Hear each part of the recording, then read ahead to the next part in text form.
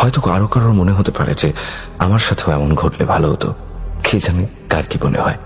তবে কেউ একজন তো তাকে ছেড়ে যায়নি 19 বছর ধরে, যে রাত দুটোয় আজও আসে। চলুন বলছি এই ঘটনাটা।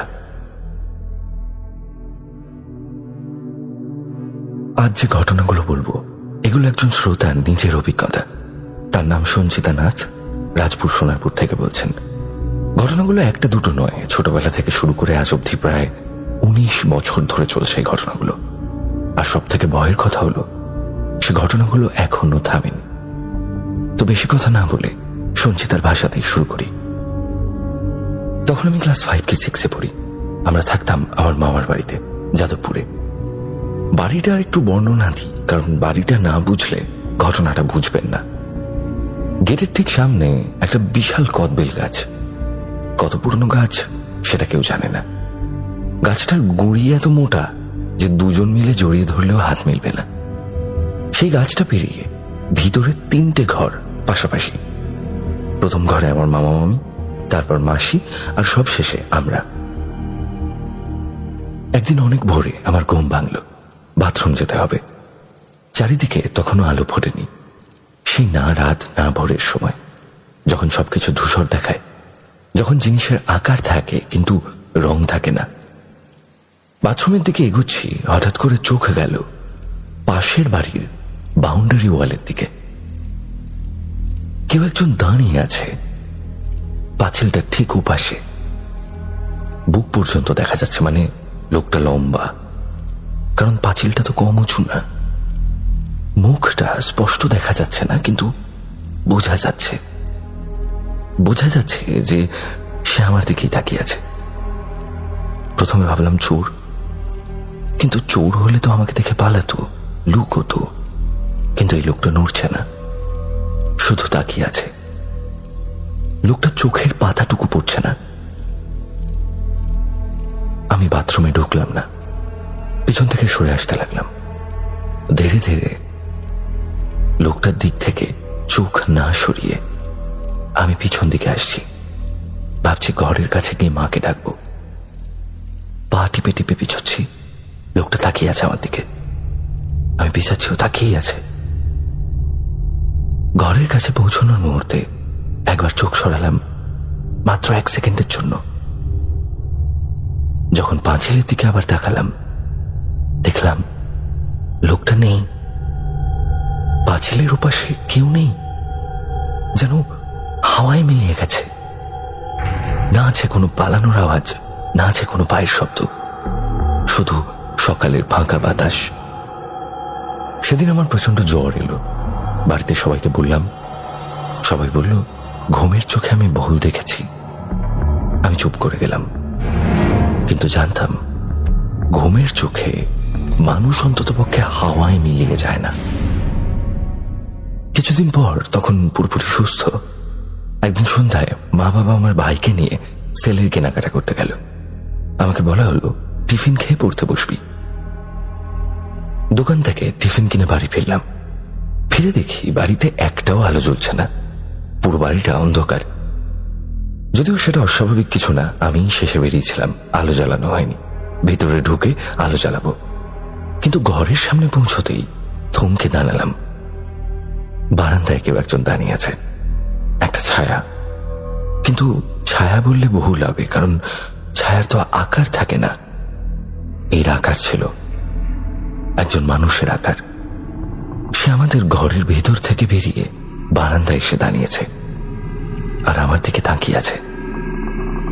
সেই একই দৃষ্টি, সেই একই নড়াচড়াহীন উপস্থিতি। কিন্তু একটা জিনিস আমার মাথায় বাজ পড়ার মতো আঘাত করলো। ঘরের চাবিটা তো আমার হাতে, দরজায়ও তালা ঝুলছে।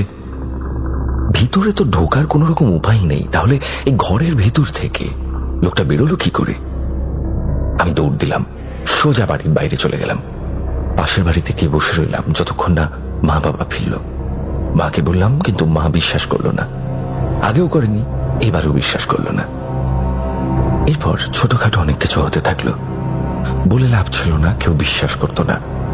আমি একটু একটু করে অভ্যেস করে নিলাম। অন্ধকারে কিছু দেখলে চুপ করে থাকবো, কাউকে বলবো না। এভাবেই চলতে লাগলো। তারপর আমরা উঠে এলাম রানাঘাটে বাবার চাকরি সূত্রে। আমার বয়স তখন 16। ভাড়া নিলাম একটা দোতলা বাড়ি।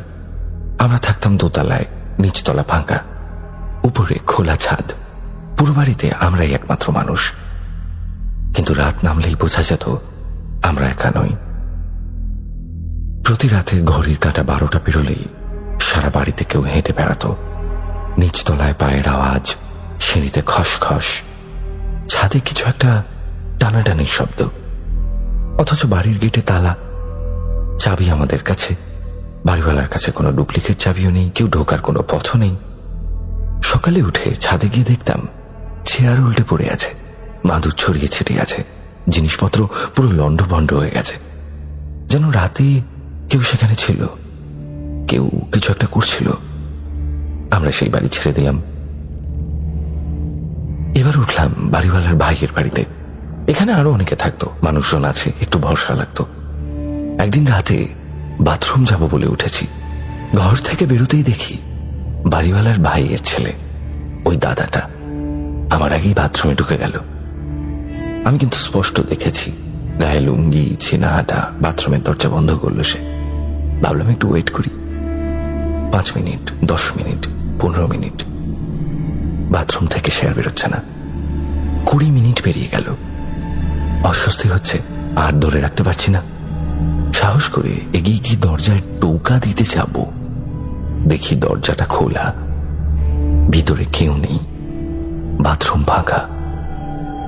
সকালে সেই দাদাকে বললাম, কাল রাতে তোমাকে বাথরুমে ঢুকতে দেখলাম, তারপর কোথায় গেলে?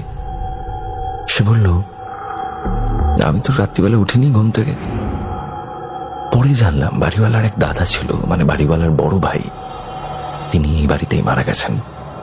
চেহারায় তাঁর সঙ্গে এই ছেলেটার খানিকটা মিল ছিল। আমি যাকে বাথরুমে ঢুকতে দেখেছিলাম সে জীবিত কেউ ছিল না। এরপর শুরু হলো আরেক অধ্যায়। এটা আগেরগুলোর চেয়ে আলাদা। এটা চোখে দেখা যায় না, এটা ঘুমের ভিতরে দেখা। আমি স্বপ্ন দেখতে শুরু করলাম, কিন্তু সাধারণ স্বপ্ন না। যে স্বপ্নটা দেখতাম সেটা ঘটত, 2-3 দিনের মধ্যে ঘটত, হুবহু। স্বপ্নে দেখলাম কেউ একজন মারা গেছে। 2-3 দিনের মধ্যে সত্যি কেউ না কেউ মারা যেত। স্বপ্নে দেখতাম কারোর বিয়ে ঠিক হচ্ছে। কিছুদিনের মধ্যে খবর আসতো কারোর বিয়ে ঠিক হয়েছে। একদিন স্বপ্নে দেখলাম পাশের বাড়িতে কেউ একজন মারা গেছে। পরের দিন আমাদের বাড়িওয়ালা মারা গেলেন। একটা সময় আমি ঘুমোতে ভয় পেতাম। চোখ বন্ধ করলে মনে হতো আজ আবার কি দেখব, আর সেটা কবে, কার সাথে সত্যি হবে। ঘুম যে মানুষের বিশ্রাম, সেটা আমার কাছে হয়ে গেছিল শাস্তি। তারপর আমরা কলকাতায় চলে এলাম। একদিন রাতে স্বপ্ন দেখলাম আমার বিয়ে হচ্ছে। খুব স্পষ্ট দেখেছি একটা বাড়ি, বাড়ির ভিতর একটা কালী মন্দির, আর সেই বাড়িটাতেই আমার বিয়ে হচ্ছে। সেই স্বপ্নের ঠিক 13 দিনের মাথায়, মাত্র 17 বছর বয়সে আমার দেখাশোনা হলো। পাত্রপক্ষ এলো, বিয়ে ঠিক হয়ে গেল। যখন শ্বশুর বাড়ি গেলাম দেখি বাড়ির ভিতরে কালী মন্দির, হুবহু সেই মন্দির। স্বপ্নে যা দেখেছিলাম চোখের সামনে তাই। ভাবছেন ঘটনাটা এখানে শেষ? আমিও ভেবেছিলাম নতুন জীবন, নতুন বাড়ি, হয়তো সব থেমে যাবে, কিন্তু থামলো না। বউ ভাতের দিন খেয়াল করলাম অনুষ্ঠান চলছে, কিন্তু সবার মুখে একটা চাপা আতঙ্ক। কেউ খোলামেলা হাসছে না, ফিস করে কথা বলছে। আজও আসবে, ঠিক আসবে, কিন্তু কে আসবে, কেন আসবে কেউ আমাকে কিছু বলছে না, কারণ আমি তো নতুন বউ। পরের দিন এক ননদ বললেন আমার স্বামীর এক দিদি ছিলেন, তিনি মারা গেছেন। বউ ভাতের দিন সবাই ভয় ছিল যে তিনি আসবেন। সেদিন তিনি আসেননি, কিন্তু আসতে শুরু করলেন আমার অষ্টমঙ্গলা থেকে ফেরার পর। প্রতি রাত্রিবেলা ওই 2টো বাজলে, ঠিক 2টো, আমাদের ঘরের চালের উপর দিয়ে পায়ের আওয়াজ হয়। 3টে পা ফেলা, 1, 2, 3। তারপর চাল থেকে নেমে পাশের ফাঁকা জমিতে শুকনো পাতার উপর দিয়ে খসখস করে কারোর হেঁটে চলার আওয়াজ। ঠিক 1 ঘন্টা পর আবার ফেরা, আবার সেই পাতার শব্দ, আবার চালের 3টা পা, 1, 2, 3। প্রত্যেক রাতে একই সময় একই ছন্দে সে পায়ের আওয়াজ পেতাম, যেন কেউ কোথাও যায় আর ফিরে আসে প্রতি রাতে। বাড়ির অন্যদের জিজ্ঞাসা করলাম যে তোমাদের ঘরের উপরেও কি এরকম আওয়াজ হয়? লোকজন বলল, না, শুধু আমাদের ঘরের উপর এরকম আওয়াজ হয়। বাইরে বেরিয়ে অনেক চেষ্টা করেছি দেখতে যে কে যায়, কে হাঁটে, আওয়াজটা কোথা থেকে আসে, কোনো লজিক্যাল রিজন, কিন্তু কিচ্ছু দেখতে পাইনি। শুধু সেই 3টে পা, শুধু সেই গৌরী ধরে আসা যাওয়া। আর জানেন, আমার স্বামী কোনোদিনও চাননি তাঁর দিদি চলে যাক। তিনি বলতেন, দিদি আসে, আসুক না, ওর ইচ্ছে। সেটা প্রায় 19 বছর আগের কথা। আজও রাত 2টো বাজলে আমি জেগে থাকি। আজও সে চালের উপর দিয়ে 3টে পা ফেলার শব্দ শুনি। আজও সে আসে, আজও সে ফেরে। সে আমাকে ছেড়ে যায়নি। শুক্রবার এবং রবিবারের রাত মানেই ভয় পাওয়ার রাত উইথ গৌরব। 19টা বছর ধরে সে আজও আছে, ভাবা যায়?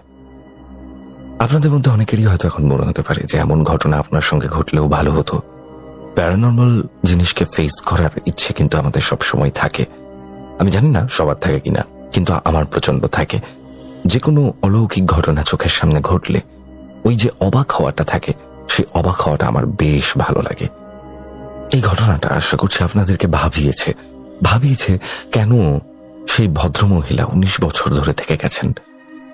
তাহলে কি ওনার স্বামী কোনোদিনও চাননি তার দিদি চলে যাক, এই কারণে দিদি থেকে গেছেন? কে জানে। এছাড়া কালী মন্দির আছে এমন বাড়িতে বিয়ে হওয়ার স্বপ্ন এবং সেটা সত্যি হওয়া, এটাও কিন্তু অনেক রকম প্রশ্ন আমাদের মাথায় আনে। আপনাদের মাথায় কোনো প্রশ্ন থাকলে কমেন্ট করে লিখতে পারেন। ঘটনা বিশ্বাস করবেন কি করবেন না সেটা পুরোটাই নির্ভর করছে আপনাদের উপর। বাট এন্টারটেনমেন্ট পারপাস ঘটনাটি শুনতে পারেন এবং শুনে অবশ্যই কমেন্ট করতে পারেন যে আপনার কেমন লাগলো ঘটনাটি এবং আপনার কি মতামত।